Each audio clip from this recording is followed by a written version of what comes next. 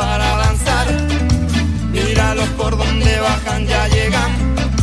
Mujeres y hombres de maíz y de tierra, cargados de ternura. Hola, muy buenas tardes. Bienvenidos sean a Señales de Humo, programa realizado en Huelva para que suene por todas partes, con la intención de informar, interpretar y proponer. También de disfrutar, pero eso nos cuesta un poquito más de trabajo. Y hoy con la mirada puesta en ese otro mundo posible del que estamos convencidos. En nuestra emisión número 574, esa mirada va a centrarse en África.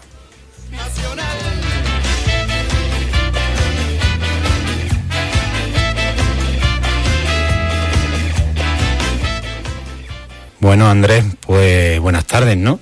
Que yo, si te parece, creo que no es la primera vez que hablamos de este continente. A veces lo hemos hecho poniendo el acento en la denuncia, otra en la esperanza de esas tierras tan maravillosas y con tantas posibilidades, siempre, en fin, tratando de alejarnos de estereotipos.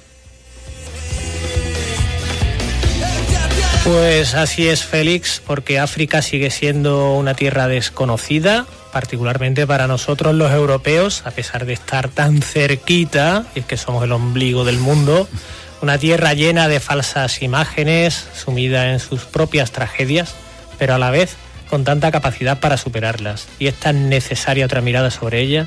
En fin, por lo menos una mirada informada, diferente, que no rehúya a los problemas, pero que también sea capaz de enfocar todo aquello positivo que tiene. Vamos a intentar mirar qué le ocurre a África. He de decir que el título que le has puesto al programa no es muy halagüeño. Bueno, le hemos llamado, que los oyentes sepan, el robo de África, pero vamos a mirarla con mucho más cariño de lo que aparece ahí. Bueno, o tratando de aprender.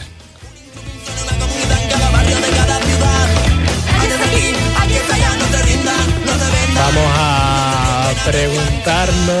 a preguntarte cómo es posible que el continente que más riquezas naturales tiene de todo el planeta sea también el que en su conjunto tenga la población más empobrecida. Esto es como una maldición.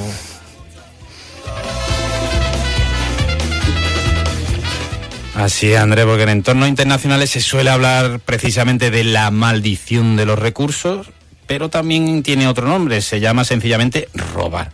Y nunca ha sido tan cruel ese robo como lo está siendo ahora, con los descubrimientos de yacimientos minerales que generan riqueza, pero una riqueza que no se queda en África. Para entender lo que ocurre, te invitamos a quedarte con nosotros, que además tenemos muchas otras cosas que ofrecerte: actualidad, memoria, música. Bueno, pues nos ponemos ya en marcha, empezamos. Estas son tus señales de humo, como siempre emitiendo desde las ondas de Hispanidad Radio o en redifusión en Uniradio, la radio de la Universidad de Huelva, o en las emisoras de Onda Local de Andalucía, y por último este año también en el Salto Radio.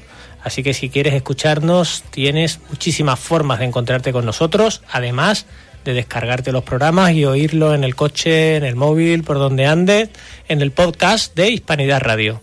En fin, creo, Félix, que aparecemos por todo sitio. Totalmente. Pues venga, señales de humo. Mujeres y hombres de maíz y de tierra, cargados de ternura con dignidad. Ejército zapatista de liberación nacional.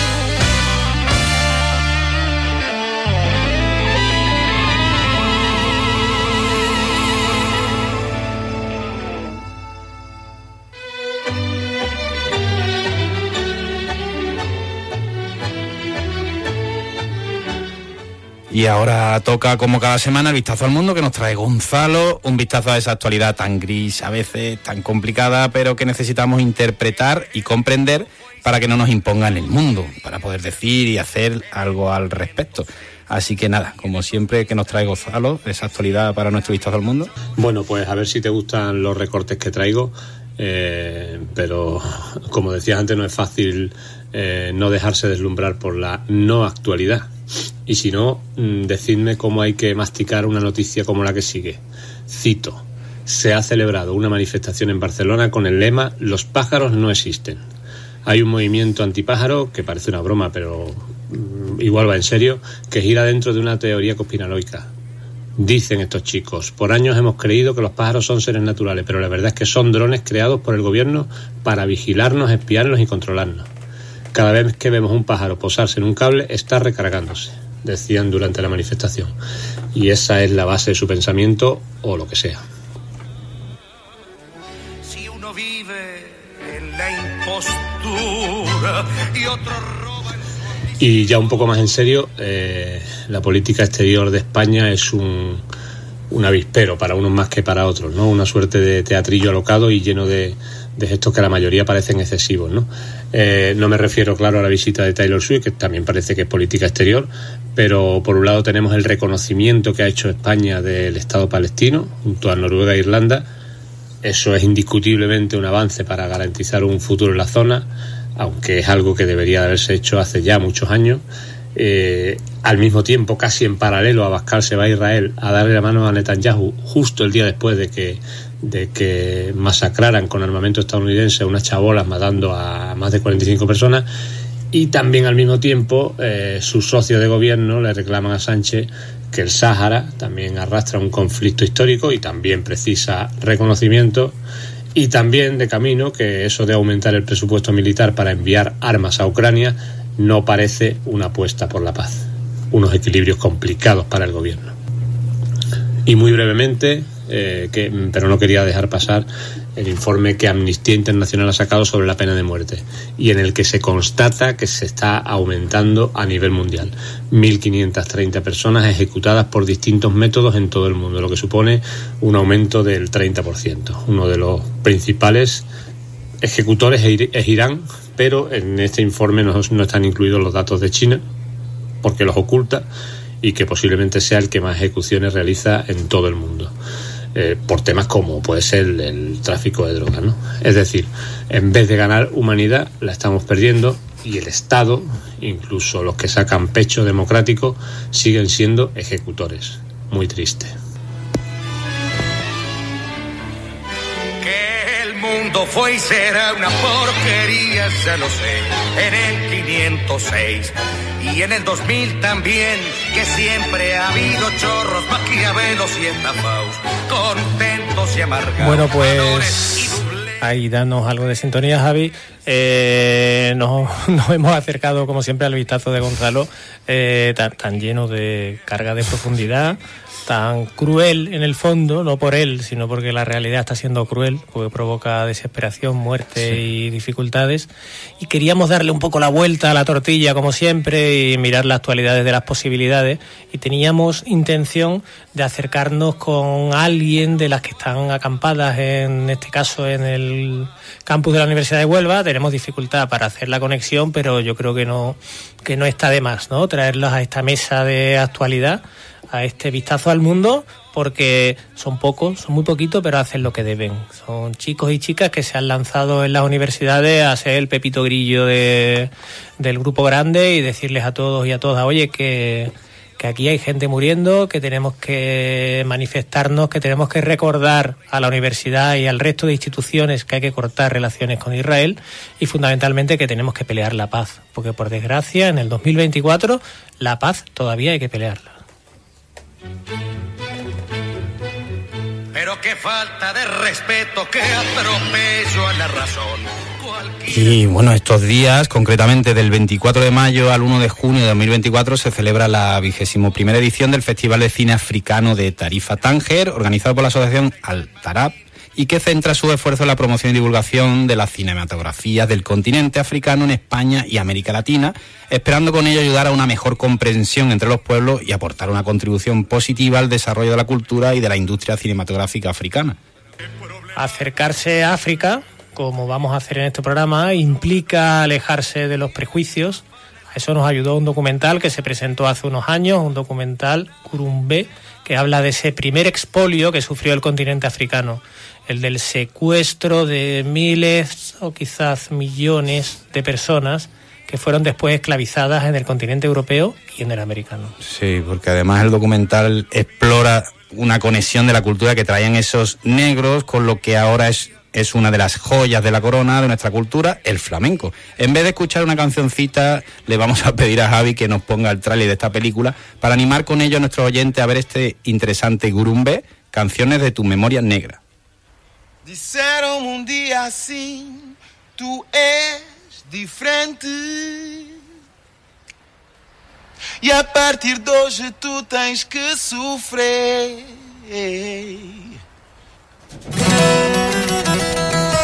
Popularmente todo el mundo pensaba que en España no hubo esclavos. Yo solamente para la tesis sobre la Granada del siglo XVI encontré 2.500 documentos de compraventa de esclavos. Cuando empecé a componer iba buscando ese misterio de eso que dicen que hay unos sonidos negros dentro de la música andaluza. Siendo Sevilla la dueña del universo explorado. Por Sevilla entran del orden de 90.000 africanos esclavos. Un 10% reembarca para América, pero ¿y los 80.000 restantes? Los únicos países europeos donde hubo una población negra importante fueron España y Portugal. De lo que tenemos noticias de la importancia que tienen en los bailes, en la construcción de la fiesta callejera. Hay algo de lo negro que claramente ha quedado en la cultura andaluza, ¿no? Y en gran medida esas cosas no son materiales, sino son expresivas. El pueblo también tenía esclavos. Tenían esclavos los mercaderes, tenían esclavos los sacerdotes, todo el mundo tenía esclavos. En el Caribe afroandaluz se experimentaron muchas cosas y allí en Veracruz hay mucha relación con lo que llaman el fandango indiano. Y lo negro, sin embargo, se ha extirpado del arte flamenco. El negro es el otro. El negro es el esclavo. Se produjo una negación sistemática de cualquier vinculación de España con el mundo negro. En una ciudad como Sevilla apenas existe una memoria de lo que ha sido la presencia africana, la presencia negra en esta ciudad. A tratarme como me has tratado, antes de quererme me hubiera dejado. A tratarme como me has tratado, antes de quererme me hubiera dejado. A tratarme como me has tratado, antes de quererme me hubiera dejado. Llevamos años denunciando cómo los países occidentales estrangulan la economía del continente africano, extrayendo mucho más de lo que envían, al mismo tiempo que impulsan modelos económicos que alimentan la pobreza, fomentando élites violentas en sus países. Y a pesar de este pie en el cuello, África crece y podría hacerlo más. Informe sobre el desarrollo económico en África 2023, auspiciado por la ONU, explicita que las economías africanas pueden convertirse en participantes importantes en las cadenas mundiales de suministro, aprovechando sus vastos recursos de materiales necesarios para los sectores de alta tecnología y sus propios mercados de consumo en crecimiento. Pero esto es una potencialidad de sobra conocida. Aún cada año África recibe en forma de préstamos, remesas y subvenciones mucho menos dinero del que sale de ella directamente. Y las vías de salida de ese capital son diversas y algunas difíciles de calcular.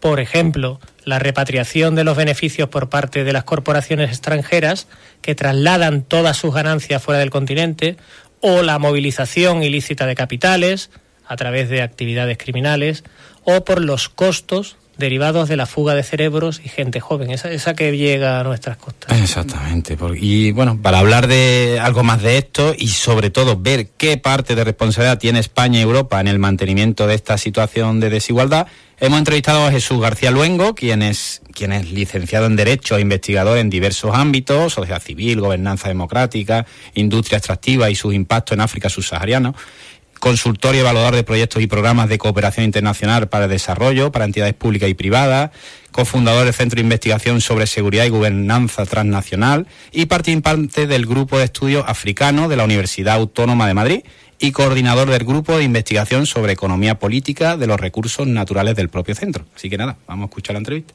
Hola Jesús, muchísimas gracias por participar en Señales de Humo, y más sabiendo que andas con dificultad de la conexión, y creemos que en Burundi, donde las comunicaciones no deben ser sencillas. Estamos en lo cierto, ¿no? Estás en Burundi ahora. Sí, totalmente, y sí, hay problemas de conexión a internet y en general de conexión eléctrica en el país muy importante. Lo dicho, muchísimas gracias. Partíamos en la presentación hablando de África como un continente de potencialidades, sobre todo en recursos naturales, pero donde lo que sale sigue siendo muy superior en cuanto a riqueza de lo que regresa. No sé si compartes ese juicio algo general con nosotros en el postulado de este programa. Sí, totalmente. Las cifras que en los últimos años van saliendo a través de informes, datos sobre los denominados flujos financieros ilícitos, desde evasión de capitales hasta falseamiento, ¿no? En los datos que figuran en las importaciones y exportaciones. Y luego el gran tema cuando hablamos de industrias extractivas también son los precios de transferencia. Bueno, es un tema básicamente las compañías multinacionales del sector extractivo que están en África, de todo el mundo, y incluidas algunas africanas, pero fundamentalmente occidentales, también China, por supuesto, Rusia, juegan, digamos, con sus paraísos, con las filiales que tienen en paraísos fiscales para derivar el beneficio de la explotación de los minerales en África a través de esos paraísos fiscales o vendiendo a plazas financieras internacionales de materias primas para que el beneficio, digamos, se obtenga y se declare en aquellos paraísos fiscales cuyo tipo impositivo en el impuesto de sociedades es mínimo o prácticamente inexistente, ¿no? De esa manera sale de África volúmenes ingentes monetarios que, por los datos que tenemos, estaría saliendo del continente africano por esta vía, y el sector extractivo juega un papel fundamental en este tema, ¿no? Sobre todo minerales e hidrocarburos. Estaría saliendo más del doble, hay estimaciones que apuntan al triple o más, de toda la ayuda oficial al desarrollo que entra en África, y sumado además a la inversión extranjera. Eso, como se puede deducir claramente, da un vuelco a la imagen que tenemos de África como continente receptor, como una África, digamos, hacia la cual desde Occidente se envían grandes fondos con una imagen distorsionada, caritativa. Da un vuelco a esa imagen, puesto que, como digo, sale mucho más de África de lo que entra, ¿no? Y sale de forma ilícita, ¿no? O se habla de flujos de elusión y evasión fiscal. Por la relación tan desigual que nos estás diciendo, fundamentalmente entendemos que relacionada con la industria extractiva, podemos hablar de expolio, como decíamos también al principio del programa, esta relación entre Occidente y África, o eso es algo demasiado generalista también. Bueno, habría que analizar caso por caso, pero en general se puede hablar de un expolio de los recursos naturales, que hay muchos, la madera, el tema forestal, pero fundamentalmente por el volumen y el peso económico y la trascendencia que tienen, ¿no? Y el potencial para mejorar las condiciones de vida de la población africana. Podemos hablar de expolio. Hay muchas vías, hay un expolio de guante blanco, como he comentado, a través de paraísos fiscales. Hay una cuestión fundamental de entender que cuando hablamos de extractivas, la relación es norte-sur, es decir, países importadores que necesitan sus recursos naturales y países exportadores que son ricos en esos recursos, y la relación es de élites, en este caso africanas, con multinacionales extranjeras que, cuando son sectores estratégicos como hidrocarburos o minerales estratégicos, que ya hablaremos, están apoyados por los gobiernos occidentales o el de China o el de quien sea, ¿no? Entonces, en este baile que es de dos, entre esas élites y corporaciones de ambos lados, ¿no? Ahí se juega unas dinámicas de expolio. Podemos hablar del caso de Rusia, cuando entra con Wagner y los acuerdos para protección de seguridad y de gobiernos africanos implican vía libre para expoliar a vulneraciones de derechos humanos gravísimas los minerales africanos. Podemos hablar del sistema de China, podemos hablar de multinacionales occidentales, ¿no? Australianas, canadienses, europeas, que están en dinámicas, digamos, de expolio, porque en definitiva luego hay otro tema que no entra en la fotografía, que son los costes de las externalidades, ¿no? Esos impactos medioambientales que dejan estas corporaciones, empresas extranjeras a la hora de explotar los minerales, sobre el impacto sobre la salud, sobre el medio ambiente, que no figuran en la fotografía y que forman parte, digamos, del coste y de los impactos. Cuando miramos del estrecho de Gibraltar, desde el estrecho de Gibraltar hacia arriba, solemos ver a África casi como una única cosa. Se generaliza con mucha facilidad y, bueno, es algo también que hemos recalcado.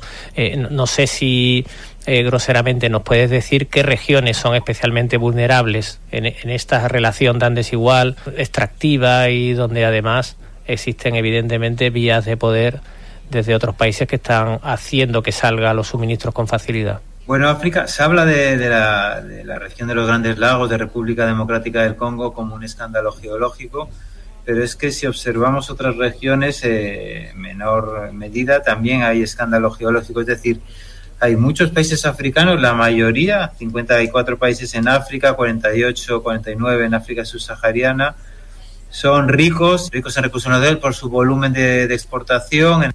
Hay una gran mayoría de países africanos que son ricos en la región del Sahel, que es la que recibe más impactos por el cambio climático, de la cual, digamos, a efectos gases de efecto invernadero, África es responsable, África subsahariana, de no llega al 4%, pero sin embargo sufre el cambio climático. El Sahel es muy rico en oro, en países como Mali, Mauritania, Ghana. Estamos viendo países que se está explorando y descubriendo petróleo en Senegal, países que no eran tradicionales productores de petróleo, pero Nigeria es el primer productor de África subsahariana.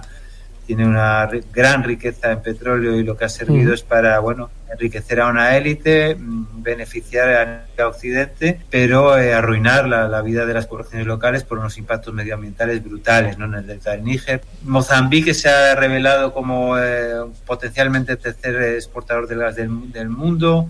Ahora, cuando hablamos de los minerales críticos, ¿no? Para las energías renovables o estratégicos o verdes, mal llamados verdes, pues vemos como no solo el cobalto o el coltán también del Congo, ¿no?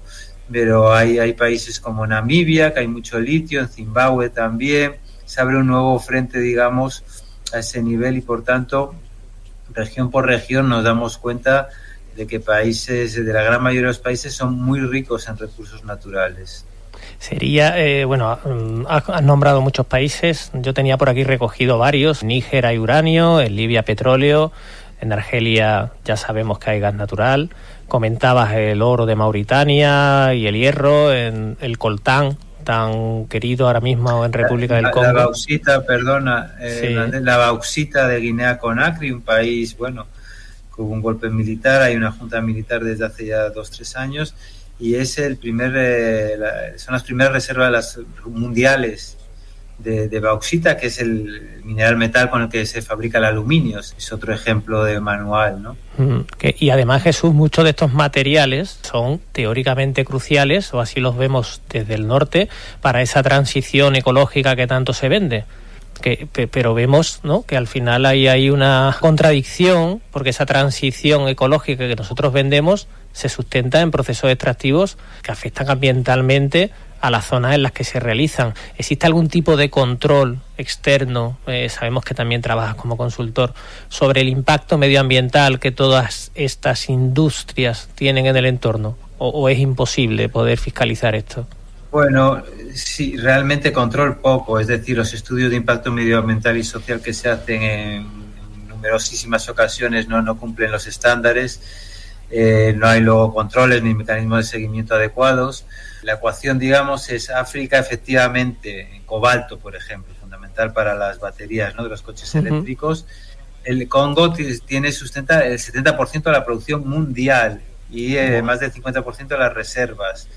Sudáfrica, 90% de las reservas mundiales de platino. Gabón, por ejemplo, el manganeso, el litio, ¿no?, o el cobre. Zambia, ¿no?, Copperbelt, famoso. Cromo en Zimbabue, Mozambique, grafito. Es decir, ahora se están explorando las tierras raras, ¿no?, que son 17 elementos químicos que componen minerales, metales.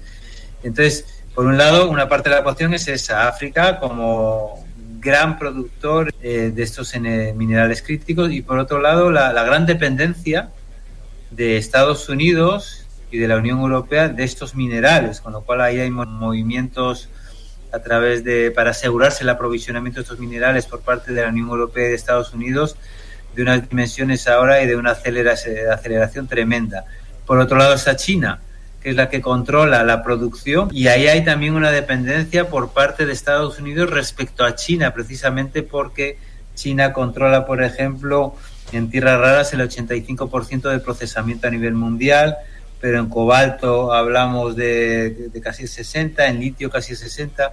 Entonces, para que nos hagamos una idea, Estados dominante, Unidos es dependiente de China en 25 minerales estratégicos a nivel de su aprovisionamiento, ¿no? Entonces, ahí hay entre bastidores unas dinámicas. Recientemente leíamos el acuerdo entre la Unión Europea y Ruanda, que es un país que básicamente lo que hace es aprovisionarse de los minerales estratégicos, coltán, cobalto, que están en el Kivu Sur, en República Democrática del Congo, ¿no? Sin embargo, se exportan desde Ruanda cuando realmente hay estudios que demuestran claramente que Ruanda no es productor. Entonces, esas dinámicas de violaciones sistemáticas de derechos humanos, de comercio ilegal, hay muchas iniciativas para intentar fortalecer la trazabilidad de estos minerales, pero en estas regiones hay lagunas ingentes y realmente hay muy poco control. Ya hay grandes empresas tecnológicas que sabemos todos que están implicadas ahí, que efectivamente ellos intentan certificar la trazabilidad, pero esa gran competencia que se está desarrollando pues lleva a acuerdos que han recibido las críticas unánimes de todo tipo de actores locales e internacionales. Hace poco, Jesús, hablábamos del caso de una mina en el Sahara Occidental, mina de Fos Bukra, explotada por una empresa minera estatal marroquí, OCP Group, cuyos beneficios van íntegros para el gobierno marroquí. Mientras tanto, el pueblo saharaui vive en el exilio, el refugio, la ocupación, ya conocemos, y además España y sus políticas de alguna forma le han dado la espalda.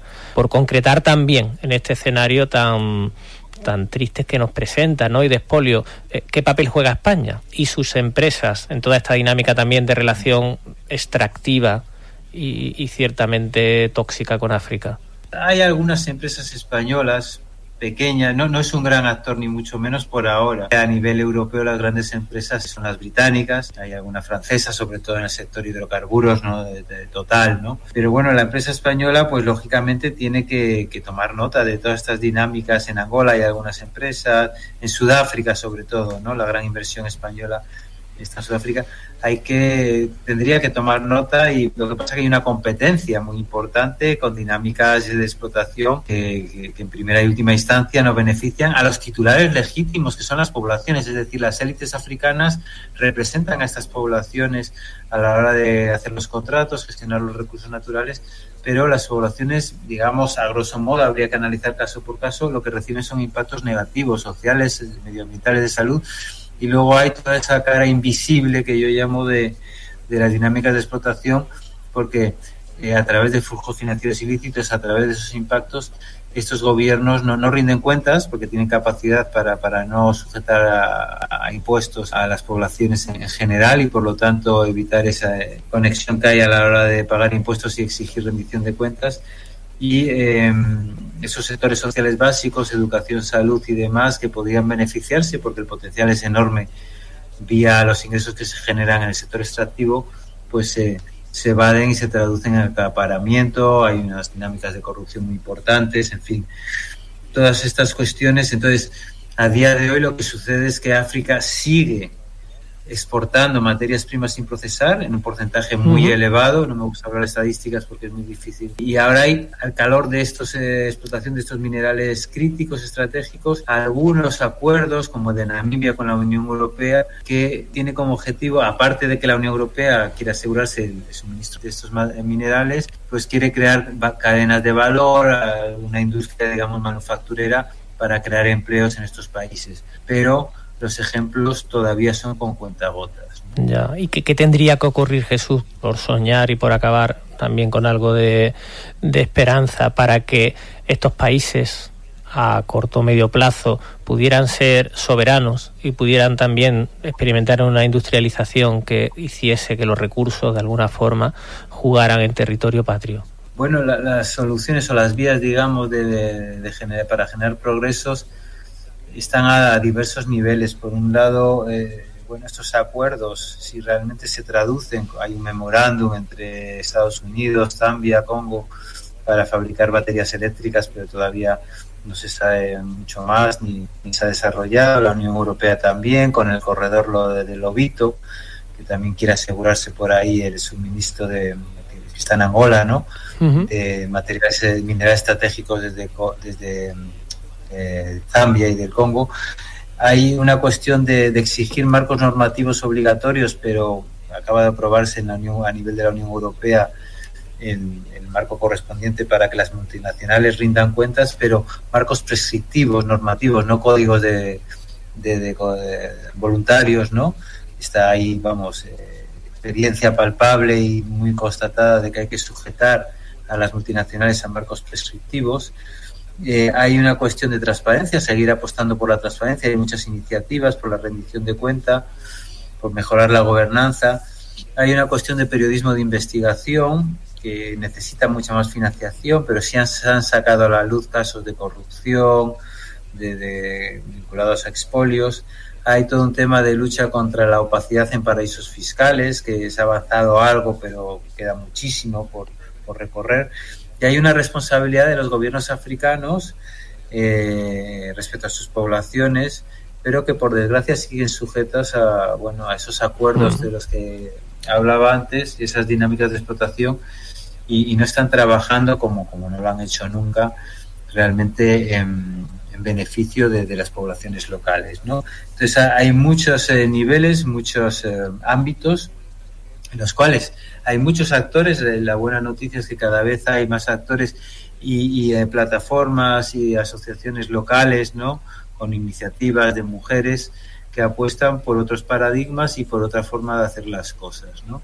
Entonces, lo que pasa es que, la relación de poderes las diferencias son enormes. Hay gobiernos africanos que quieren hacer bien las cosas, pero claro, la capacidad de negociación de multinacionales en este sector es tremenda. Hay una disparidad de fuerzas enorme, con equipos además de abogados, de asesores, en fin, con consultoras en estos temas que contratan las multinacionales, y que por lo tanto que juegan además amenazando que si se van a otro país y demás, y por tanto la balanza sigue del lado que todos sabemos, ¿no? Muy bien. Pues Jesús García Luengo, desde Burundi, reitero el agradecimiento por participar en Señales de Humo, ¿no?, por ser tan solícito. Muchas gracias por traernos esta foto actualizada de lo que definíamos al principio del programa como el expolio de África, que parece que de alguna forma lo que tú nos cuentas desde allí mismo ratifica esta idea original, y también por apuntarnos cuál debería ser el camino para conseguir estados con una justicia social mucho más cercana a la que hemos conocido aquí. Muchísimas gracias por tu tiempo y muchísima suerte en el trabajo que realizáis. Muchas gracias a vosotros por contar conmigo y agradecido también por que trasladéis a vuestro programa este tema que tiene tanta trascendencia e impacto. Muy bien, pues nada, muchas gracias.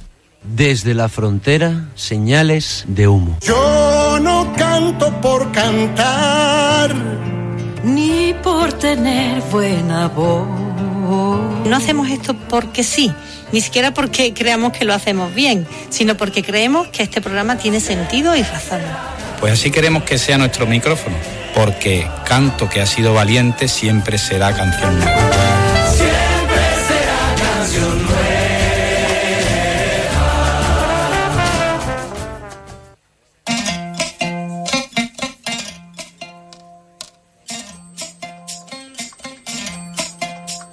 Fela Kuti, Ismael Lo, Miriam Makeba, Cesaria Évora, Manu Dibango, Josué Endur son nombres reservados para iniciados en la música o amigos de buscar rarezas.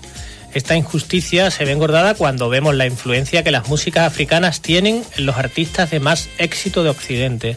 El afrobeat y el reggae, evidentemente, pero también el jazz, el blues, la salsa, incluso el rock. Beben de ritmos africanos. Evidentemente sin que se devuelva nada al continente más rico musicalmente ni se le reconozcan estos aportes.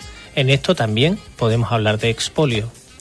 Pero no solo de manera figurada o por la importante influencia que la música africana ha ejercido en la música moderna. A veces ese expolio es más obvio. Todos conocemos una canción que se llama Waka Waka, ¿no? ¿Tú sabes de quién es, Andrés? Hombre, de Shakira. Hombre, por favor. Pero fíjate la joya que hemos encontrado, Andrés. La Wikipedia dice que el estribillo de esa canción, de la que vendieron 6 millones de copias en todo el mundo, se basaba en un canto de Camerún llamado Zangaleva, que hizo popular el grupo Golden Sound en el año 86. No sé, a mí me parece que decir se basaba es algo generoso, pero vamos, escuchen y juzguen.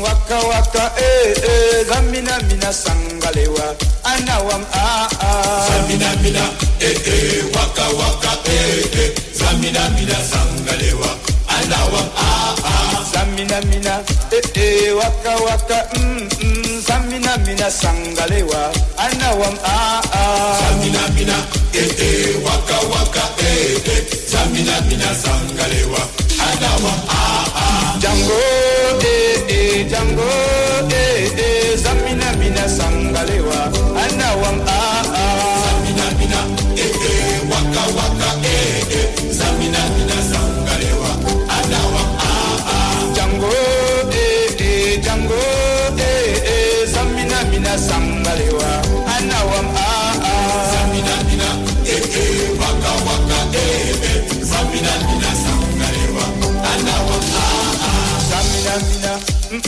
waka waka zamina mina sangalewa anawam zamina mina waka waka zamina mina sangalewa anawam Django Django zamina mina sangalewa anawam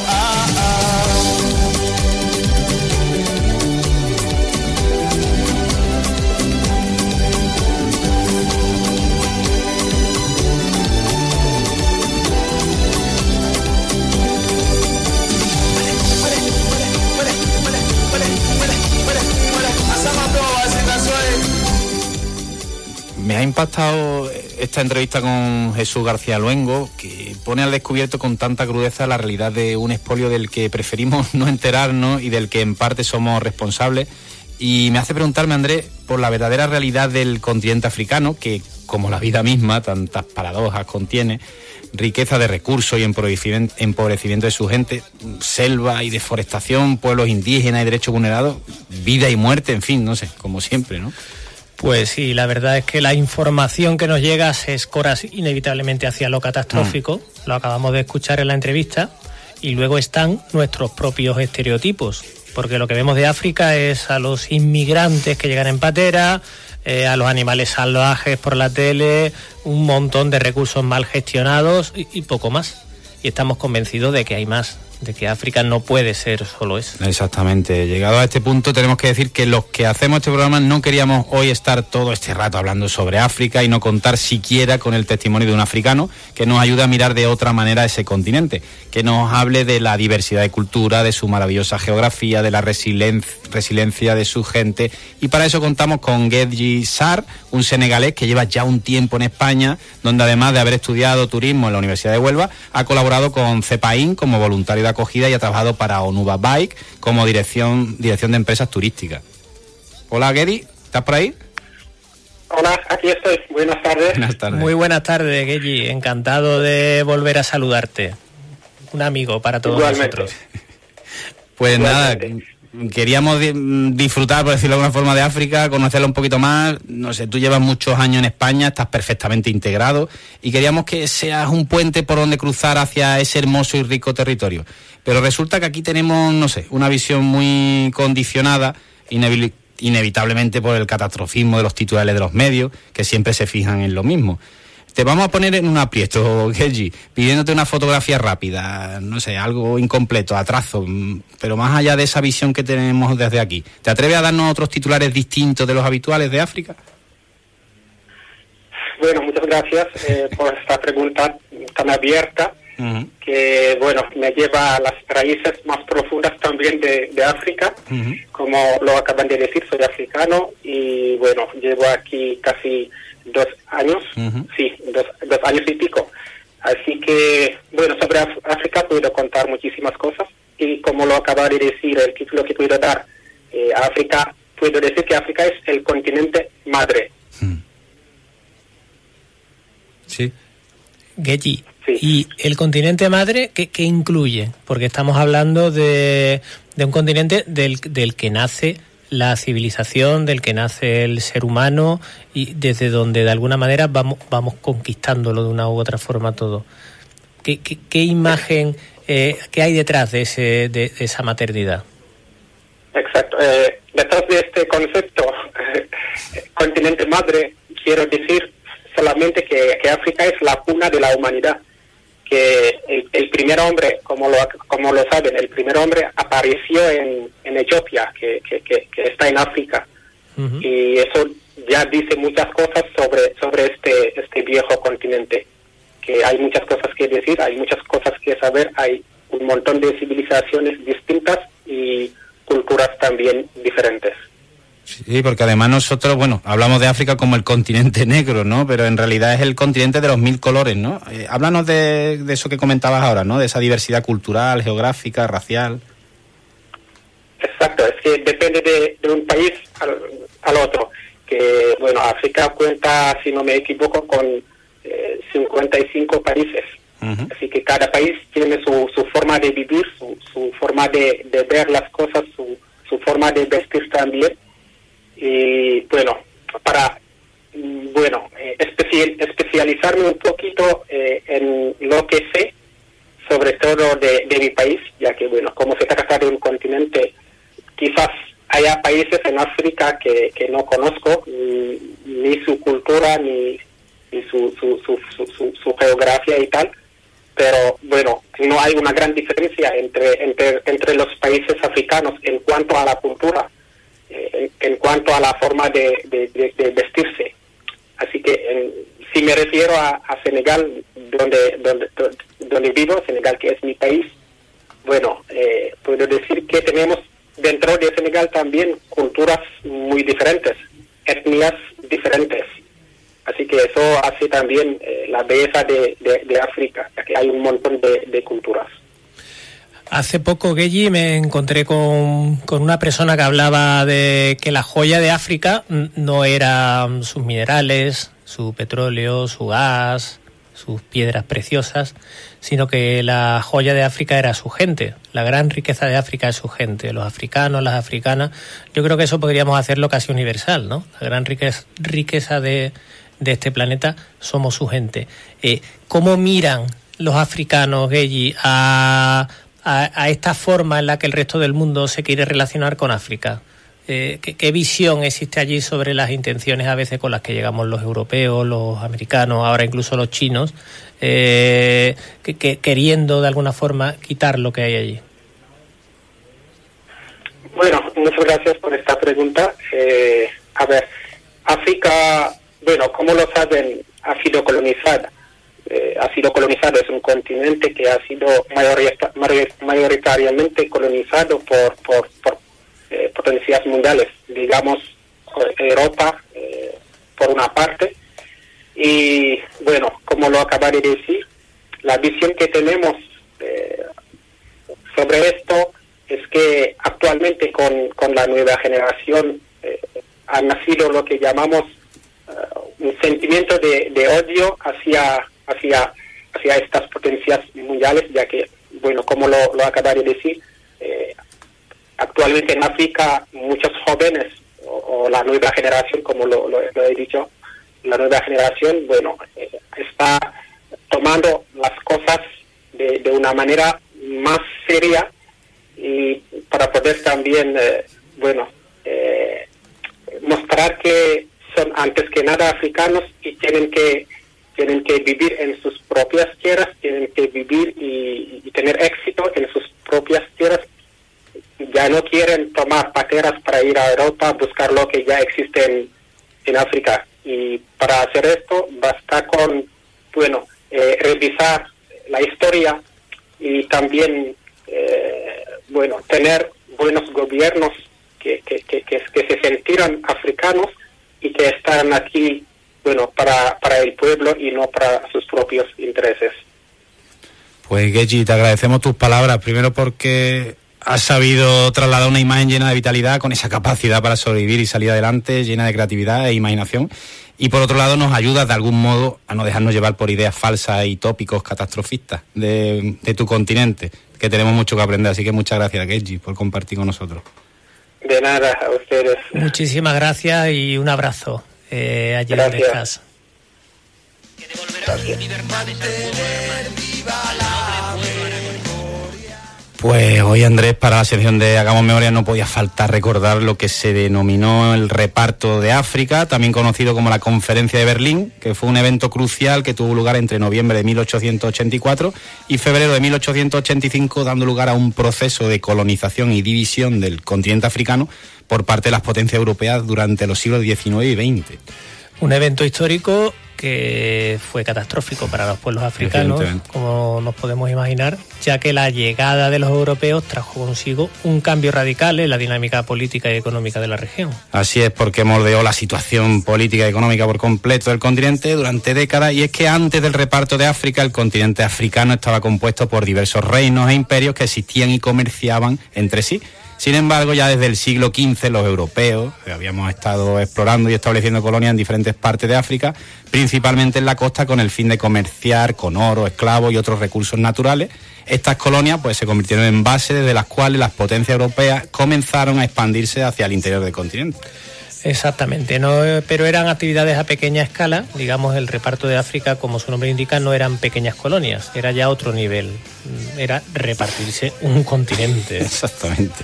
Y es que con la Conferencia de Berlín lo que hizo fue acelerar y formalizar el reparto de África. Durante esta conferencia, las potencias coloniales establecieron las reglas para la ocupación y explotación de los territorios africanos.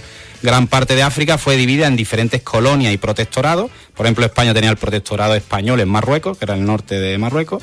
Y bueno, pues estaba todos estos protectorados y colonias bajo el control administrativo y militar de las potencias europeas. Estos países colonizadores impusieron sus propias estructuras políticas, económicas y culturales en las tierras que conquistaron, sin tener en cuenta, evidentemente, la realidad y deseo de los pueblos africanos. El reparto de África tuvo importantes consecuencias porque, entre otras prácticas, el extractivismo sin límites, que conocemos bastante bien, sobre todo en minerales como el oro, el diamante y el cobre, y así como los productos agrícolas, el caucho, el aceite de palma, el marfil, pues provocaron, entre otras cosas, desplazamientos forzados de muchas comunidades africanas de sus territorios tradicionales. Lo más grave de esta ocupación fue la conformación de las fronteras nacionales, porque fue una división arbitraria, ya que ignoraron las divisiones étnicas existentes. Esto llevó a la agrupación de diferentes etnias dentro de un mismo territorio colonial, lo que generó conflictos étnicos que en muchos países africanos todavía persisten en la actualidad. Y por último, la colonización europea dejó un legado de dependencia económica y su desarrollo en África. Y además las potencias coloniales priorizaron la extracción de recursos y no invirtieron lo suficiente ni en el desarrollo de infraestructuras, ni en educación, ni en servicios sociales en las colonias, lo que contribuyó a la persistencia de altos niveles de pobreza, desigualdad y falta de desarrollo en muchas partes de África. Así es, pero bueno, para traer un mensaje positivo, Andrés, a pesar de las injusticias y dificultades causadas por el reparto de África, el continente africano ha demostrado una tremenda resiliencia y determinación en la búsqueda de la libertad y el desarrollo, sobre todo desde la descolonización en el siglo XX.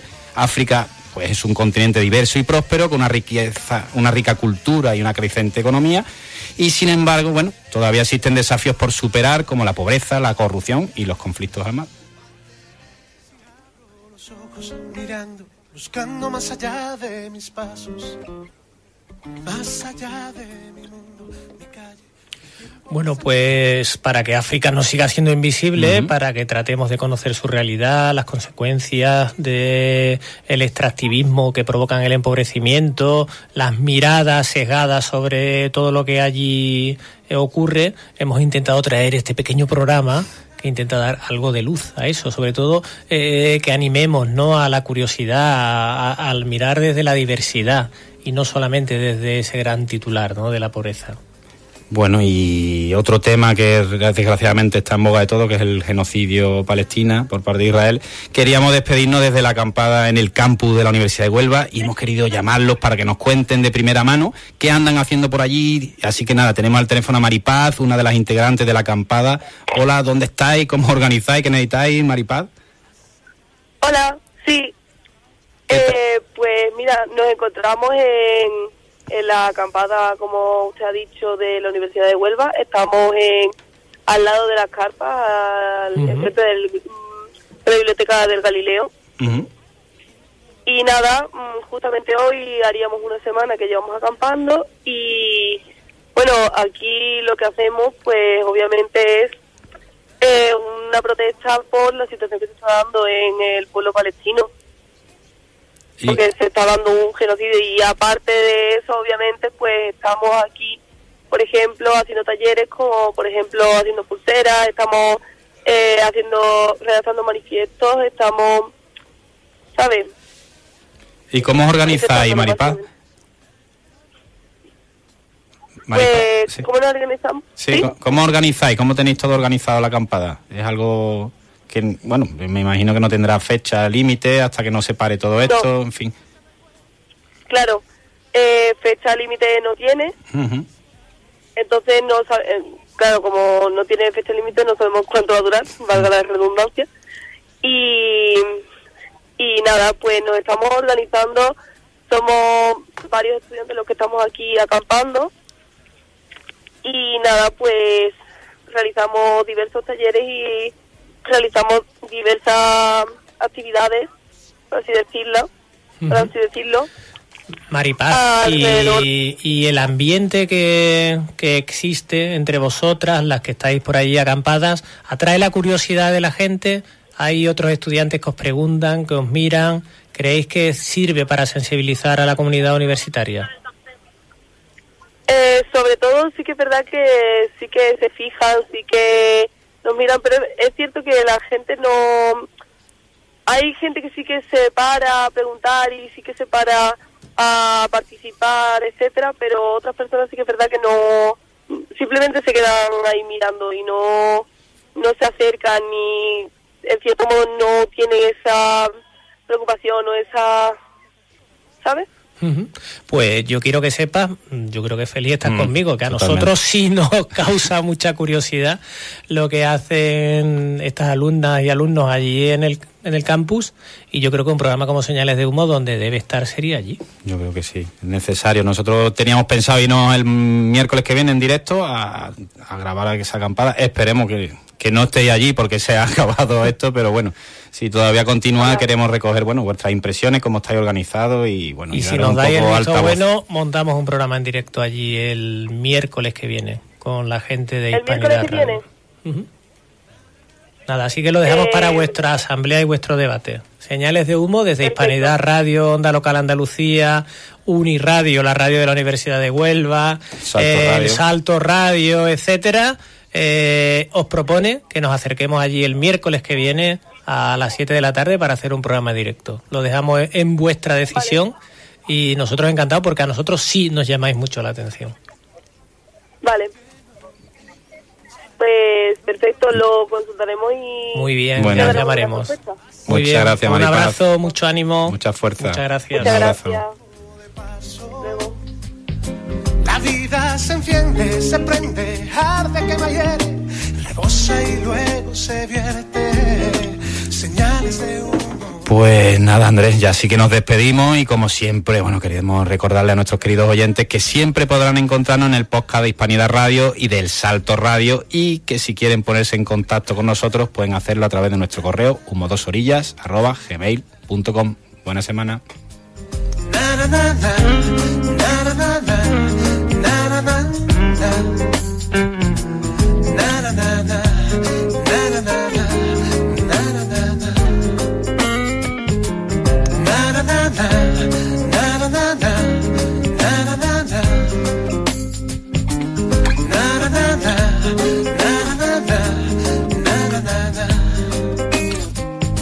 La vida se vende, se esconde, se pisa, se retuerce, se moja y se transforma en barro. Si abro los ojos, si camino despacio,